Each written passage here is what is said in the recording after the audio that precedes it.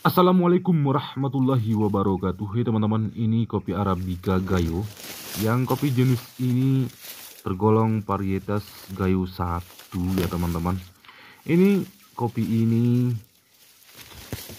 sangat lebat buahnya. Itu dikarenakan ada nampaknya ciri khas kopi ini yang nyelang tahun ya. Contoh misalnya 2024 itu berbuah lebat seperti ini, tapi di 2025 itu kurang, bahkan 0, enggak, sekitar 2% aja buahnya dari sini teman-teman. Oke, tapi dia tiap tahun berbuah, tapi itulah di selang tahun itu dia berbuah lebat dan tahun berikutnya itu dia enggak.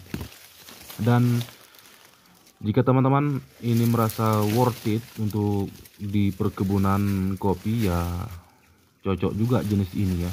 Tapi alangkah baiknya itu kopi itu setiap tahun itu berbuah lebat gitu ya. Walaupun tidak lebatnya seperti ini, maka dia setiap tahun bisa kita panen gitu ya.